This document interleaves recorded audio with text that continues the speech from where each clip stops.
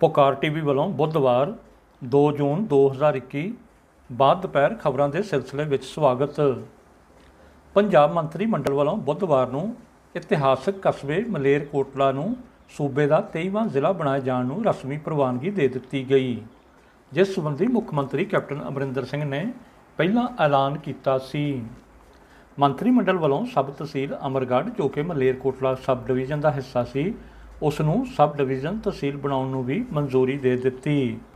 ਇਸ ਦੇ ਨਾਲ ਹੀ ਮਲੇਰਕੋਟਲਾ ਜ਼ਿਲ੍ਹੇ ਵਿੱਚ ਹੁਣ 3 ਸਬ ਡਿਵੀਜ਼ਨ ਮਲੇਰਕੋਟਲਾ, ਅਹਿਮਦਗੜ੍ਹ ਅਤੇ ਅਮਰਗੜ੍ਹ ਸ਼ਾਮਲ ਹੋਣਗੇ। ਇਸ ਤੋਂ ਇਲਾਵਾ ਜ਼ਿਲ੍ਹੇ ਵਿੱਚ 192 ਪਿੰਡ, 62 ਪਟਵਾਰ ਸਰਕਲ ਅਤੇ 6 ਕਾਨੂੰਗੋ ਸਰਕਲ ਵੀ ਸ਼ਾਮਲ ਹੋਣਗੇ। ਮੰਤਰੀ ਮੰਡਲ ਵੱਲੋਂ ਮੁੱਖ ਮੰਤਰੀ ਨੂੰ 12 ਵਿਭਾਗਾਂ ਪੁਲਿਸ, ਪੇਂਡੂ ਵਿਕਾਸ ਤੇ ਪੰਚਾਇਤ, ਸਮਾਜਿਕ ਨਿਆਂ ਅਤੇ ਘੱਟ ਗਿਣਤੀ, ਖੇਤੀਬਾੜੀ ਅਤੇ ਕਿਸਾਨ ਵਿਕਾਸ, ਸਮਾਜਿਕ ਸੁਰੱਖਿਆ ਅਤੇ ਮਹਿਲਾ ਤੇ ਬਾਲ ਵਿਕਾਸ, ਸਿਹਤ, ਸਿੱਖਿਆ ਪ੍ਰਾਇਮਰੀ ਅਤੇ ਸੈਕੰਡਰੀ, ਰੋਜ਼ਗਾਰ ਉਤਪਤੀ, ਉਦਯੋਗ ਅਤੇ ਵਣਜ, ਖੁਰਾਕ, ਸਿਵਲ ਸਪਲਾਈ ਤੇ ਉਪਭੋਗਤਾ ਮਾਮਲੇ ਤੋਂ ਇਲਾਵਾ ਵਿੱਤ ਦੇ ਦਫ਼ਤਰਾਂ ਲਈ ਨਵੀਆਂ ਅਸਾਮੀਆਂ ਸਿਰਜੇ ਜਾਣ ਨੂੰ ਮਨਜ਼ੂਰੀ ਦੇਣ ਲਈ ਮੁੱਖ ਮੰਤਰੀ ਨੂੰ ਅਧਿਕਾਰ ਸੌਂਪ ਦਿੱਤੇ।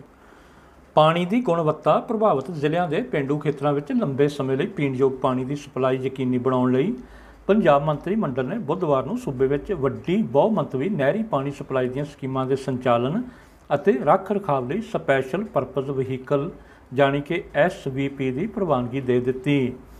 ਜਲ ਸਪਲਾਈ ਤੇ ਸੈਨੀਟੇਸ਼ਨ ਵਿਭਾਗ ਅਧੀਨ ਇਹ ਭਾਰਤ ਵਿੱਚ ਆਪਣੇ ਕਿਸਮ ਦੀ ਪਹਿਲੀ ਉਪਯੋਗੀ ਪੰਜਾਬ ਪੇਂਡੂ ਜਲ ਸਹੂਲਤ ਕੰਪਨੀ ਹੋਵੇਗੀ।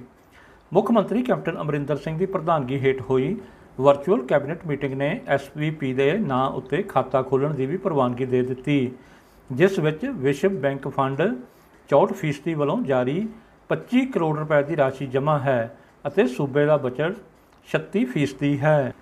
ਇਹ ਸ਼ੁਰੂਆਤੀ 5 ਸਾਲਾਂ ਲਈ ਕੰਮਕਾਜ ਵਿੱਚ ਸਹਿਯੋਗ ਕਰੇਗਾ। ਇਹ ਵੰਡ SVP ਦੇ ਠੇਕੇ ਦੀਆਂ ਜ਼ਿੰਮੇਵਾਰੀਆਂ ਅਤੇ ਇਸ ਦੇ ਪ੍ਰਬੰਧਕੀ ਖਰਚਿਆਂ ਨੂੰ ਪੂਰਾ ਕਰਨ ਅਤੇ ਜੇ ਮਾਲੀਆ ਇਕੱਤਰ ਵਿੱਚ ਕਮੀ ਹੁੰਦੀ ਹੈ ਨੂੰ ਪੂਰਾ ਕਰਨ ਵਿੱਚ ਸਹਾਇਤਾ ਕਰੇਗੀ। ਜਲ ਸਪਲਾਈ ਤੇ ਸੈਨੀਟੇਸ਼ਨ ਵਿਭਾਗ ਇਸ ਵੇਲੇ ਅੰਮ੍ਰਿਤਸਰ, ਤਰਨਤਾਰਨ ਤੇ ਗੁਰਦਾਸਪੁਰ ਜ਼ਿਲ੍ਹਿਆਂ ਦੇ 612 ਪਿੰਡਾਂ ਵਿੱਚ 5 ਨਵੇਂ ਬਹੁ ਪਿੰਡ ਨਹਿਰੀ ਜਲ ਸਪਲਾਈ ਪ੍ਰੋਜੈਕਟਾਂ ਨੂੰ ਲਾਗੂ ਕਰਨ ਅਤੇ ਪਟਿਆਲਾ ਤੇ ਫਤਿਹਗੜ੍ਹ ਸਾਹਿਬ ਜ਼ਿਲ੍ਹਿਆਂ ਦੇ ਫਲੋਰਾਈਡ ਪ੍ਰਭਾਵਿਤ ਬਲਾਕਾਂ ਦੇ 408 ਪਿੰਡਾਂ ਦੇ ਇੱਕ ਹੋਰ ਪ੍ਰੋਜੈਕਟ ਉੱਤੇ ਕੰਮ ਕਰ ਰਿਹਾ ਹੈ। ਇਹ ਪ੍ਰੋਜੈਕਟ ਉਸਾਰੀ ਅਧੀਨ ਹਨ। ਇੱਕ ਹੋਰ ਪ੍ਰੋਜੈਕਟ ਲੋਹੇ ਆਰਸੈਨਿਕ ਪ੍ਰਭਾਵਿਤ ਰੂਪਨਗਰ ਜ਼ਿਲ੍ਹੇ ਨੂਰਪੁਰ ਬੇਦੀ ਬਲਾਕ ਦੇ 39 ਪਿੰਡਾਂ ਵਿੱਚ 2019 ਵਿੱਚ ਸ਼ੁਰੂ ਹੋਇਆ ਸੀ।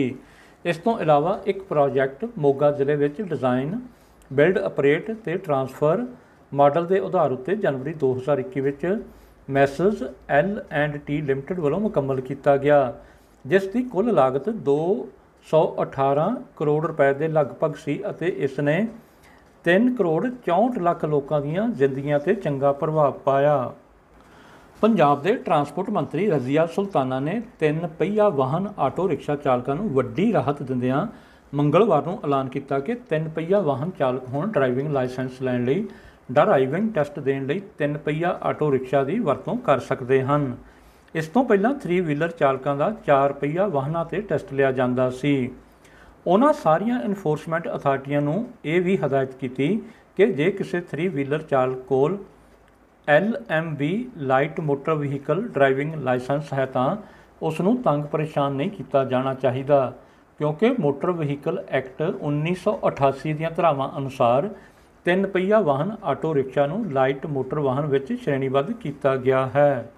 ਰਾਜ ਟਰਾਂਸਪੋਰਟ ਕਮਿਸ਼ਨਰ ਵੱਲੋਂ ਇਨਫੋਰਸਮੈਂਟ ਏਜੰਸੀਆਂ ਨੂੰ ਇਹ ਵੀ ਹਦਾਇਤ ਕੀਤੀ ਗਈ ਹੈ ਕਿ ਜੇ ਕੋਈ ਵਿਅਕਤੀ ਭਾਰਤ ਸਰਕਾਰ ਦੀ M-ਪਰਿਵਾਹਨ ਐਪਲੀਕੇਸ਼ਨ ਜਾਂ ਭਾਰਤ ਸਰਕਾਰ ਦੀ ਡਿਜੀਲੋਕਰ ਐਪ 'ਤੇ ਡਿਜੀਟਲ ਫਾਰਮੈਟ ਵਿੱਚ ਡਿਜੀਟਲ ਡਰਾਈਵਿੰਗ ਲਾਇਸੈਂਸ, ਵਾਹਨ ਦਾ ਰਜਿਸਟ੍ਰੇਸ਼ਨ ਸਰਟੀਫਿਕੇਟ ਅਤੇ ਹੋਰ ਦਸਤਾਵੇਜ਼ ਪੇਸ਼ ਕਰਦਾ ਹੈ ਤਾਂ ਉਸ ਨੂੰ ਪ੍ਰਿੰਟਡ ਦਸਤਾਵੇਜ਼ ਪੇਸ਼ ਕਰਨ ਦੀ ਜ਼ਰੂਰਤ ਨਹੀਂ ਹੈ।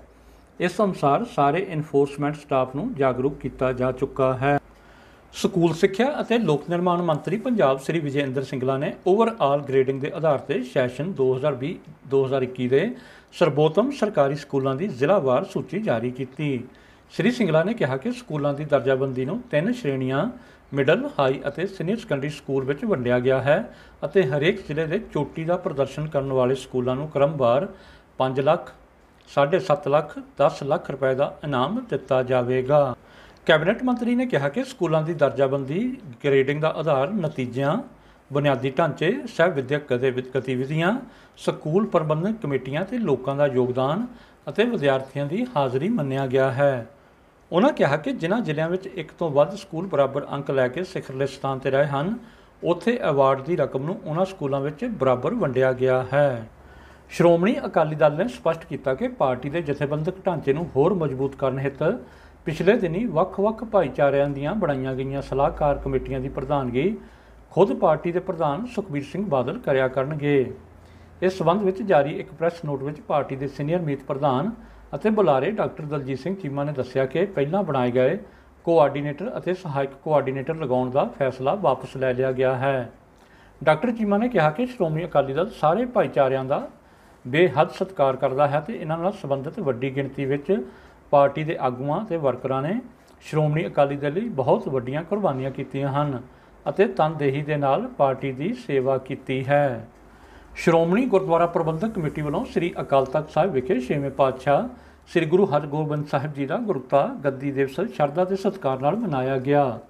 ਇਸ ਸੰਬੰਧ ਵਿੱਚ ਸ੍ਰੀ ਅਖੰਡ ਪਾਠ ਸਾਹਿਬ ਦੇ ਭੋਗ ਉਪਰੰਤ ਸੱਚਖੰਡ ਸ੍ਰੀ ਦਰਬਾਰ ਸਾਹਿਬ ਦੇ ਹਜ਼ੂਰੀ ਰਾਗੀਆਂ ਨੇ ਕੀਰਤਨ ਕੀਤਾ। ਸਮਾਗਮ ਮੌਕੇ ਸੱਚਖੰਡ ਸ੍ਰੀ ਦਰਬਾਰ ਸਾਹਿਬ ਦੇ ਮੁੱਖ ਗ੍ਰੰਥੀ, ਅਕਾਲ ਤਖ਼ਤ ਸਾਹਿਬ ਦੇ ਜਥੇਦਾਰ ਅਤੇ ਹੋਰ ਬਹੁਤ ਸਾਰੇ ਆਗੂ ਸ਼ਾਮਲ ਹੋਏ। ਜਥੇਦਾਰ ਗਿਆਨੀ ਹਰਪ੍ਰੀਤ ਸਿੰਘ ਨੇ ਕਿਹਾ ਕਿ ਛੇਵੇਂ ਪਾਤਸ਼ਾਹ ਜੀ ਨੇ ਪੰਜਵੇਂ ਪਾਤਸ਼ਾਹ ਸ੍ਰੀ ਗੁਰੂ ਅਰਜਨ ਸਾਹਿਬ ਜੀ ਦੀ ਸ਼ਹਾਦਤ ਮਗਰੋਂ ਸਿੱਖ ਕੌਮ ਦੀ ਵਿਲੱਖਣ ਹੋਂਦ ਹਸਤੀ ਤੇ ਪਹਿਚਾਣ ਲਈ ਸੁਤੰਤਰ ਸਿੱਖ ਸੋਚ ਦੀ ਪ੍ਰਤੀਨਿਧਤਾ ਕਰਦੇ ਸਰਬ ਉੱਚ ਸਥਾਨ ਸ੍ਰੀ ਅਕਾਲ ਤਖ਼ਤ ਸਾਹਿਬ ਦੀ ਸਿਰਜਣਾ ਕੀਤੀ। ਗੁਰੂ ਸਾਹਿਬ ਨੇ ਜ਼ਬਰ ਜ਼ੁਲਮ ਵਿਰੁੱਧ 4 ਜੰਗਾਂ ਲੜੀਆਂ ਤੇ ਹੱਕ ਸੱਚ ਲਈ ਲੜਨ ਦਾ ਮਨੁੱਖਤਾ ਅੰਦਰ ਜਜ਼ਬਾ ਭਰਿਆ।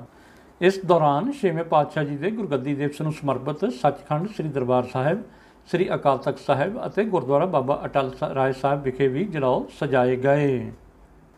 ਸ਼੍ਰੋਮਣੀ ਗੁਰਦੁਆਰਾ ਪ੍ਰਬੰਧਕ ਕਮੇਟੀ ਨੇ 6 ਜੂਨ ਤੋਂ ਪਹਿਲਾਂ ਹੰਗਾਮੀ ਮੀਟਿੰਗ ਕਰਕੇ ਜੂਨ 1984 ਵਿੱਚ ਸੱਚਖੰਡ ਸ੍ਰੀ ਦਰਬਾਰ ਸਾਹਿਬ, ਸ੍ਰੀ ਅਕਾਲ ਤਖ਼ਤ ਸਾਹਿਬ ਤੇ ਹੋਏ ਫੌਜੀ ਹਮਲੇ ਦੌਰਾਨ ਨੁਕਸਾਨੇ ਗਏ ਸ੍ਰੀ ਗੁਰੂ ਗ੍ਰੰਥ ਸਾਹਿਬ ਦੇ ਪਾਵਨ ਸਰੂਪ ਸੱਚਖੰਡ ਸ੍ਰੀ ਦਰਬਾਰ ਸਾਹਿਬ ਤੇ ਲੱਗੇ ਸੋਨੇ ਦੇ ਪੱਤਰੇ ਤੇ ਹੋਰ ਵਸਤਾਂ ਨੂੰ ਸੰਗਤਾਂ ਦੇ ਦਰਸ਼ਨਾਂ ਦੇ ਲਈ ਅਕਾਲ ਤਖ਼ਤ ਸਾਹਿਬ ਵਿਖੇ ਭੋਰਾ ਸਾਹਿਬ ਵਿਖੇ ਰੱਖਿਆ ਜਾਵੇਗਾ। ਬੀਬੀ ਜਗੀਰ ਕੌਰ ਨੇ ਪੱਤਰਕਾਰਾਂ ਨਾਲ ਗੱਲਬਾਤ ਕਰਦਿਆਂ ਦੱਸਿਆ ਕਿ ਸ੍ਰੀ ਅਕਾਲ ਤਖ਼ਤ ਸਾਹਿਬ ਦੇ ਪਿਛਲੇ ਪਾਸੇ ਗੁਰਦੁਆਰਾ ਬਾਬਾ ਗੁਰਬਖਸ਼ ਸਿੰਘ ਸ਼ਹੀਦ ਵਿਖੇ 3, 4 ਤੇ 5 ਜੂਨ ਨੂੰ 1984 ਸਮੇਂ ਸੱਚਖੰਡ ਸ੍ਰੀ ਦਰਬਾਰ ਸਾਹਿਬ ਸੁਸ਼ੋਭਿਤ ਪਾਵਨ ਸਰੂਪ ਜਿਸ ਤੇ ਫੌਜੀ ਹਮਲੇ ਦਰਮਿਆਨ ਗੋਲੀ ਲੱਗੀ ਸੀ, ਉਸ ਨੂੰ ਸੰਗਤ ਦੇ ਦਰਸ਼ਨਾਂ ਲਈ ਸੁਸ਼ੋਭਿਤ ਕੀਤਾ ਜਾਵੇਗਾ। ਇਸ 3 ਦਿਨਾਂ 'ਚ ਸੰਗਤਾਂ ਨੂੰ ਇਸ ਪਾਵਨ ਸਰੂਪ ਦੇ ਦਰਸ਼ਨ ਕਰਵਾਏ ਜਾਣਗੇ। 6 ਜੂਨ ਦੇ ਸਮਾਗਮ ਤੋਂ ਬਾਅਦ ਮੁੜ ਪਾਵਨ ਸਰੂਪ ਸੁਸ਼ੋਭਿਤ ਕੀਤੇ ਜਾਣਗੇ। ਇਸ ਦੇ ਦਰਸ਼ਨ ਸੰਗਤਾਂ ਲਗਾਤਾਰ ਕਰਨਗੀਆਂ। 6 ਜੂਨ ਤੋਂ ਬਾਅਦ ਸ੍ਰੀ ਅਕਾਲ ਤਖ਼ਤ ਸਾਹਿਬ ਦੇ ਹੇਠਾਂ ਭੋਰਾ ਸਾਹਿਬ ਵਿਖੇ ਸੱਚਖੰਡ ਸ੍ਰੀ ਹਰਿਮੰਦਰ ਸਾਹਿਬ ਤੇ ਜੂਨ 1984 ਨੂੰ ਲੱਗੇ ਸੋਨੇ ਦੇ ਪੱਤਰੇ ਜੋ ਕਿ ਫੌਜੀ ਹਮਲੇ ਦੌਰਾਨ ਨੁਕਸਾਨੇ ਗਏ ਸਨ, ਉਸ ਨੂੰ ਵੀ ਗੈਲਰੀ ਦੇ ਰੂਪ 'ਚ ਤਿਆਰ ਕਰਕੇ ਸੰਗਤਾਂ ਦੇ ਦਰਸ਼ਨਾਂ ਲਈ ਖੋਲ੍ਹਿਆ ਜਾਵੇਗਾ। ਕਾਂਗਰਸੀ ਵਿਧਾਇਕ ਨਵਜੋਤ ਸਿੰਘ ਸਿੱਧੂ ਦੇ ਗੁੰਮਸ਼ੁਦਾ ਹੋਣ ਦੇ ਪੋਸਟਰ ਅੰਮ੍ਰਿਤਸਰ ਵਿਖੇ ਲਾਏ ਗਏ ਹਨ, ਜਿਸ ਵਿੱਚ ਲੱਭਣ ਵਾਲੇ ਨੂੰ 50,000 ਰੁਪਏ ਇਨਾਮ ਦੇਣ ਦਾ ਐਲਾਨ ਕੀਤਾ ਗਿਆ ਹੈ। ਇਹ ਪੋਸਟਰ ਸਿੱਧੂ ਦੇ ਹਲਕੇ ਵਿਧਾਨ ਸਭਾ ਪੂਰਬੀ ਦੇ ਇਲਾਕੇ ਜੌੜਾ ਫਾਟਕ ਨੇੜੇ ਲਾਏ ਗਏ ਹਨ। ਜ਼ਿਕਰਯੋਗ ਹੈ ਕਿ ਸਿੱਧੂ ਅਤੇ ਮੁੱਖ ਮੰਤਰੀ ਕੈਪਟਨ ਅਮਰਿੰਦਰ ਸਿੰਘ ਵਿਚਾਲੇ ਚੱਲ ਰਹੇ ਅੰਦਰੂਨੀ ਵਿਵਾਦ ਕਾਰਨ ਉਹ ਪਿਛਲੇ ਲੰਮੇ ਸਮੇਂ ਤੋਂ ਸਰਗਰਮ ਸਿਆਸਤ ਤੋਂ ਪਰਾਂ ਹਨ। ਇਹ ਪੋਸਟਰ ਬਾਬਾ ਦੀਪ ਸਿੰਘ ਸੇਵਾ ਸੁਸਾਇਟੀ ਵੱਲੋਂ ਲਾਏ ਗਏ ਹਨ, ਜਿਸ ਉੱਪਰ ਲਿਖਿਆ ਹੈ ਕਿ ਗੁੰਮਸ਼ੁਦਾ ਦੀ ਤਲਾਸ਼। ਇਹ ਪੋਸਟਰ ਉਸ ਜਗ੍ਹਾ 'ਤੇ ਲੱਗੇ ਹਨ ਜਿੱਥੇ ਜੌੜਾ ਫਾਟਕ ਰੇਲ ਹਾਦਸਾ ਹੋਇਆ ਸੀ। ਹਾਦਸੇ ਵਿੱਚ ਮਾਰੇ ਗਏ ਜ਼ਖਮੀ ਹੋਏ ਲੋਕਾਂ ਨੂੰ ਸਿੱਧੂ ਵੱਲੋਂ ਮਦਦ ਦੇ ਕਈ ਵਾਅਦੇ ਕੀਤੇ ਗਏ ਸਨ। ਜਥੇਬੰਦੀ ਦੇ ਆਗੂ ਅਨਿਲ ਵਸ਼ਿਸ਼ਟ ਨੇ ਆਖਿਆ ਕਿ ਸਿੱਧੂ ਆਪਣੇ ਇਲਾਕੇ ਵਿੱਚ ਲੰਮੇ ਸਮੇਂ ਤੋਂ ਨਹੀਂ ਹਨ, ਜਿਸ ਕਾਰਨ ਹਲਕੇ ਦਾ ਮਾੜਾ ਹਾਲ ਹੈ ਅਤੇ ਲੋਕ ਉੱਥੇ ਮਾੜੇ ਹਾਲਾਤ ਵਿੱਚ ਰਹਿ ਰਹੇ ਹਨ। ਸ਼੍ਰੋਮਣੀ ਅਕਾਲੀ ਦਲ ਸੰਯੁਕਤ ਦੇ ਪ੍ਰਧਾਨ ਸੁਖਦੇਵ ਸਿੰਘ ਢੀਂਡਸਾ ਨੇ ਸ੍ਰੀ ਮੁਕਤਸਰ ਸਾਹਿਬ ਵਿਖੇ ਗੱਲਬਾਤ ਕਰਦਿਆਂ ਕਿਹਾ ਕਿ ਇਸ ਸਮੇਂ ਪੰਥ ਅਤੇ ਪੰਜਾਬ ਬਹੁਤ ਨਾਜ਼ੁਕ ਦੌਰ ਵਿੱਚੋਂ ਗੁਜ਼ਰ ਰਿਹਾ ਹੈ, ਇਸ ਲਈ ਸਮੂਹ ਪੰਜਾਬੀਆਂ ਤੇ ਪੰਥ ਪ੍ਰਸਤਾਂ ਨੂੰ ਇਕੱਠੇ ਹੋਣ ਦੀ ਲੋੜ ਹੈ। ਉਹਨਾਂ ਕਿਹਾ ਕਿ ਬੇਅਦਬੀ ਮਾਮਲੇ 'ਚ ਅਕਾਲੀ ਦਲ ਅਤੇ ਕਾਂਗਰਸ ਸਰਕਾਰਾਂ ਤੋਂ ਇਲਾਵਾ ਅਦਾਲਤਾਂ ਨੇ ਵੀ ਇਨਸਾਫ ਨਹੀਂ ਦਿੱਤਾ, ਜਿਸ ਕਰਕੇ ਸੰਯੁਕਤ ਮੋਰਚੇ ਵੱਲੋਂ ਪਰਮਾਤਮਾ ਅੱਗੇ ਅਰਦਾਸ ਕੀਤੀ ਗਈ ਹੈ। ਉਹਨਾਂ ਕਿਹਾ ਕਿ ਕਾਂਗਰਸ ਅਤੇ ਅਕਾਲੀ ਦਲ ਬਾਦਲ ਤੋਂ ਪੰਜਾਬ ਦੇ ਭਲੇ ਦੀ ਆਸ ਨਹੀਂ ਹੈ। ਕੇਂਦਰੀ ਮੰਤਰੀ ਮੰਡਲ ਨੇ ਬੁੱਧਵਾਰ ਨੂੰ ਰਾਜਾਂ ਕੇਂਦਰ ਸ਼ਾਸਤ ਪ੍ਰਦੇਸ਼ਾਂ ਲਈ ਮਾਡਲ ਕਿਰਾਏਦਾਰੀ ਐਕਟ ਦੇ ਖਰੜੇ ਨੂੰ ਪ੍ਰਵਾਨਗੀ ਦੇ ਦਿੱਤੀ ਹੈ। ਮਾਡਲ ਕਿਰਾਏਦਾਰੀ ਐਕਟ ਦਾ ਖਰੜਾ ਹੁਣ ਰਾਜਾਂ ਅਤੇ ਕੇਂਦਰ ਸ਼ਾਸਤ ਪ੍ਰਦੇਸ਼ਾਂ ਨੂੰ ਭੇਜਿਆ ਜਾਵੇਗਾ। ਇਸ ਨੂੰ ਨਵਾਂ ਕਾਨੂੰਨ ਬਣਾ ਕੇ ਜਾਂ ਮੌਜੂਦਾ ਕਿਰਾਏਦਾਰ ਕਾਨੂੰਨ ਵਿੱਚ ਸੋਧ ਕਰਕੇ ਲਾਗੂ ਕੀਤਾ ਜਾ ਸਕਦਾ ਹੈ। ਭਾਰਤ ਦੇ ਪ੍ਰਧਾਨ ਮੰਤਰੀ ਨਰਿੰਦਰ ਮੋਦੀ ਦੀ ਪ੍ਰਧਾਨਗੀ ਹੇਠ ਹੋਈ ਕੇਂਦਰੀ ਕੈਬਨਿਟ ਦੀ ਬੈਠਕ ਵਿੱਚ ਪ੍ਰਸਤਾਵ ਨੂੰ ਮਨਜ਼ੂਰੀ ਦਿੱਤੀ ਗਈ। ਸਰਕਾਰੀ ਬਿਆਨ ਮੁਤਾਬਕ ਇਸ ਨਾਲ ਦੇਸ਼ ਵਿੱਚ ਕਿਰਾਏ ਲਈ ਰਿਹਾਇਸ਼ ਬਾਰੇ ਕਾਨੂੰਨੀ ਢਾਂਚੇ ਦਾ ਕਾਇਆ ਪਲਟ ਕਰਨ ਵਿੱਚ ਮਦਦ ਮਿਲੇਗੀ। ਕੇਂਦਰ ਸਰਕਾਰ ਨੇ ਖੁਫੀਆ ਅਤੇ ਸੁਰੱਖਿਆ ਨਾਲ ਜੁੜੇ ਸੰਗਠਨਾਂ ਵਿੱਚ ਕੰਮ ਕਰਨ ਵਾਲੇ ਸੇਵਾ ਮੁਕਤ ਅਧਿਕਾਰੀਆਂ ਨੂੰ ਸੰਵੇਦਨਸ਼ੀਲ ਜਾਣਕਾਰੀ ਪ੍ਰਕਾਸ਼ਿਤ ਕਰਨ ਤੋਂ ਰੋਕਣ ਲਈ ਆਪਣੇ ਨਿਯਮਾਂ ਵਿੱਚ ਸੋਧ ਕੀਤੀ ਹੈ। ਇਹਨਾਂ ਵਿੱਚ ਇਹ ਸ਼ਰਤ ਵੀ ਸ਼ਾਮਲ ਹੈ ਕਿ ਅਧਿਕਾਰੀ ਸੰਗਠਨ ਦੇ ਕਾਰਜ ਖੇਤਰ ਜਾਂ ਕਿਸੇ ਕਰਮੀ ਸੰਬੰਧੀ ਕੋਈ ਸਮੱਗਰੀ ਸਾਂਝੀ ਨਹੀਂ ਕਰ ਸਕਦੇ। ਕੇਂਦਰੀ ਸਿਵਲ ਸੇਵਾ ਪੈਨਸ਼ਨ ਸੋਧ ਨਿਯਮ 2021 ਸੰਬੰਧੀ ਨੋਟੀਫਿਕੇਸ਼ਨ ਬੀਤੀ ਦੇਰ ਰਾਤ ਜਾਰੀ ਕੀਤਾ ਗਿਆ। ਇਹ ਨਿਯਮ ਦੱਸਦੇ ਹਨ ਕਿ ਸੇਵਾ ਮੁਕਤ ਕਰਮਚਾਰੀਆਂ ਨੂੰ ਅਜਿਹੀ ਸਮੱਗਰੀ ਪ੍ਰਕਾਸ਼ਿਤ ਕਰਨ ਲਈ ਸੰਗਠਨ ਦੇ ਮੁਖੀ ਤੋਂ ਪਹਿਲਾਂ ਆਗਿਆ ਲੈਣੀ ਪਵੇਗੀ। ਪਹਿਲਾਂ 2007 ਦੇ ਨਿਯਮਾਂ ਅਨੁਸਾਰ ਵਿਭਾਗ ਦੇ ਮੁਖੀ ਤੋਂ ਇਜਾਜ਼ਤ ਲੈਣੀ ਪੈਂਦੀ ਸੀ। ਸੋਧ ਵਿੱਚ ਕਿਹਾ ਗਿਆ ਹੈ, ਸਾਰੇ ਕਰਮਚਾਰੀ ਸੰਗਠਨ ਦੇ ਮੁਖੀ ਨੂੰ ਇਹ ਵਾਅਦਾ ਕਰਨਗੇ ਕਿ ਉਹ ਅਜਿਹੀ ਜਾਣਕਾਰੀ ਪ੍ਰਕਾਸ਼ਿਤ ਨਹੀਂ ਕਰਨਗੇ ਅਤੇ ਅਜਿਹਾ ਕਰਨ ਵਿੱਚ ਅਸਫਲ ਹੋਣ 'ਤੇ ਉਹਨਾਂ ਦੀ ਪੈਨਸ਼ਨ ਰੋਕ ਦਿੱਤੀ ਜਾਵੇਗੀ ਜਾਂ ਵਾਪਸ ਲੈ ਲਈ ਜਾਏਗੀ।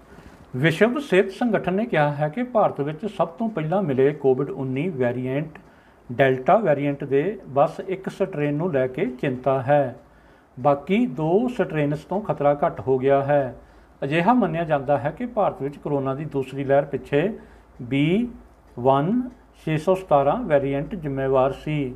ਇਹ ਤੀਹਰਾ ਪਰਿਵਰਤਨਸ਼ੀਲ ਰੂਪ ਹੈ ਕਿਉਂਕਿ ਇਹ 3 ਵੰਸ਼ਾਂ ਵਿੱਚ ਵੰਡਿਆ ਜਾਂਦਾ ਹੈ। ਗੂਗਲ LLC ਨੇ ਦਾਅਵਾ ਕੀਤਾ ਹੈ ਕਿ ਡਿਜੀਟਲ ਮੀਡੀਆ ਲਈ ਸੂਚਨਾ ਤਕਨੀਕੀ IT ਦੇ ਨਿਯਮ ਉਸ ਦੇ ਸਰਚ ਇੰਜਣ 'ਤੇ ਲਾਗੂ ਨਹੀਂ ਹੁੰਦੇ। ਗੂਗਲ ਨੇ ਇਸ ਸੰਬੰਧੀ ਦਿੱਲੀ ਹਾਈ ਕੋਰਟ ਨੂੰ ਅੱਜ ਬੇਨਤੀ ਕੀਤੀ ਹੈ ਕਿ ਉਹ ਸਿੰਗਲ ਬੈਂਚ ਦੇ ਉਸ ਆਦੇਸ਼ ਨੂੰ ਰੱਦ ਕਰੇ ਜਿਸ ਤਹਿਤ ਇੰਟਰਨੈੱਟ ਤੋਂ ਇਤਰਾਜ਼ਯੋਗ ਸਮੱਗਰੀ ਹਟਾਉਣ ਸੰਬੰਧੀ ਮਾਮਲੇ ਦੀ ਸੁਣਵਾਈ ਦੌਰਾਨ ਕੰਪਨੀ 'ਤੇ ਵੀ ਇਹਨਾਂ ਨਿਯਮਾਂ ਨੂੰ ਲਾਗੂ ਕੀਤਾ ਗਿਆ ਸੀ। ਇਸਾਕ ਹੇਰਜ਼ੋਗ ਇਸਰਾਈਲ ਦੇ 11ਵੇਂ ਰਾਸ਼ਟਰਪਤੀ ਬਣ ਗਏ ਹਨ। ਉਹਨਾਂ ਦਾ 7 ਸਾਲ ਦਾ ਕਾਰਜਕਾਲ 9 ਜੁਲਾਈ ਤੋਂ ਸ਼ੁਰੂ ਹੋਵੇਗਾ। ਅੱਜ ਸੰਸਦ ਵਿੱਚ 120 ਮੈਂਬਰਾਂ ਨੇ ਨਵੇਂ ਰਾਸ਼ਟਰਪਤੀ ਦੀ ਚੋਣ ਲਈ ਵੋਟਾਂ ਪਾਈਆਂ। ਹੇਰਜ਼ੋਗ 60 ਸਾਲ ਉਮਰ ਵਾਲੇ ਦੇਸ਼ ਦੀ ਲੇਬਰ ਪਾਰਟੀ ਦੇ ਸਾਬਕਾ ਪ੍ਰਧਾਨ ਤੇ ਵਿਰੋਧੀ ਧਿਰ ਦੇ ਨੇਤਾ ਹਨ। ਉਹ 2013 ਦੀਆਂ ਸੰਸਦ ਚੋਣਾਂ ਦੌਰਾਨ ਪ੍ਰਧਾਨ ਮੰਤਰੀ ਬੈਂਜਾਮਿਨ ਨੇਤਨਯਾਹੂ ਖਿਲਾਫ ਖੜੇ ਹੋਏ ਸਨ ਪਰ ਹਾਰ ਗਏ ਸਨ। ਖਬਰਾਂ ਦਾ ਸਮਾਂ ਸਮਾਪਤ ਹੋਇਆ। ਰੋਜ਼ਾਨਾ ਤਾਜ਼ਾ ਖਬਰਾਂ ਵਿੱਚ ਬਣੇ ਰਹਿਣ ਲਈ ਸਬਸਕ੍ਰਾਈਬ ਕਰਨਾ ਹੋਵੇਗਾ ਪੁਕਾਰ TV ਨੂੰ। ਪੁਕਾਰ TV ਲਈ ਰਿਸ਼ਪਾਲ ਸਿੰਘ।